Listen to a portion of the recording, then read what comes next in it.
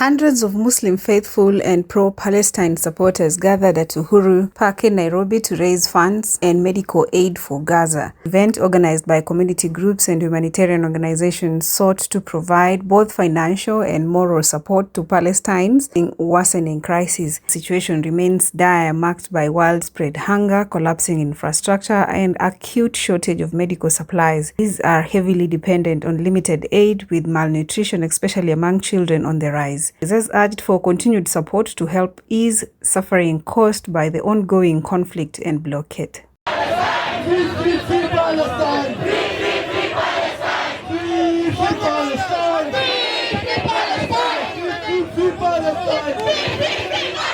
Activist groups and human rights activists are urging the Kenyan government to take a firm stance against violence of international law in Gaza and the occupied Palestinian territories. They are calling for urgent action to safeguard Palestinian rights and hold perpetrators accountable for ongoing abuses. The appeal comes after a major solidarity rally in Nairobi's Uhuru Park, where thousands of Muslims gathered in support of Palestine. The event included fundraising for the Gaza Medical Fund and a symbolic tree planting ceremony to reinforce humanitarian efforts. Amnesty International calls upon the government of Kenya to issue clear statements this week condemning all violations of international law in Gaza and the occupied Palestinian territories.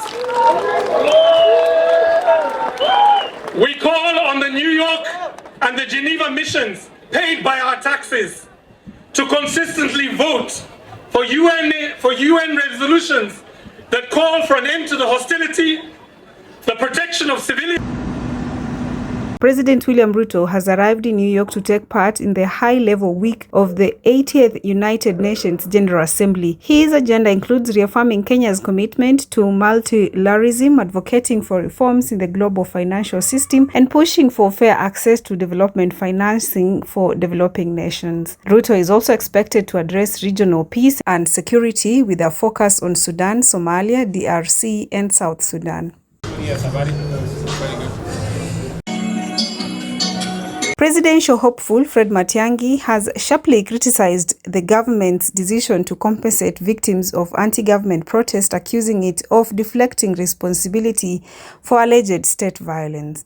His remarks were echoed by former Deputy President Kalonzo Musyoka, who stressed that true development cannot exist without justice.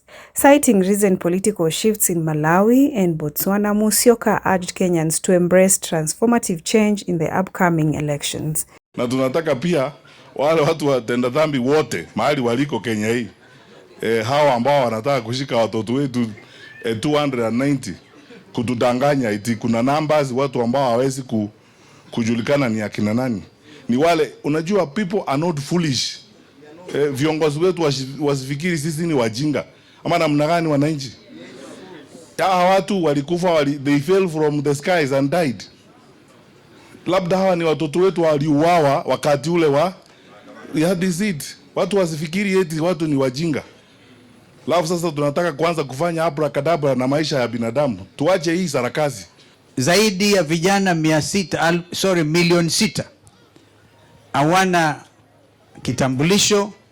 vitambulisho na vile vile ID. Kuwa na ID, alafu tarehe 29 mwezi huu tume hii ya IBC imetangaza kusajiliwa upya tena, kuendelea na kusajili vijana. Wale ambao wamesajiliwa hadi wakati huu, hadi 2022 kama wapiga kura, ni idadi ya Wakenya milioni 22. Tunatarajia tukio hili likiweko likikamilika, Wakenya zaidi ya milioni 30 watakuwa wamechukua kura. And that's it from the 𝐍𝐢𝐧𝐞 Voice News Desk.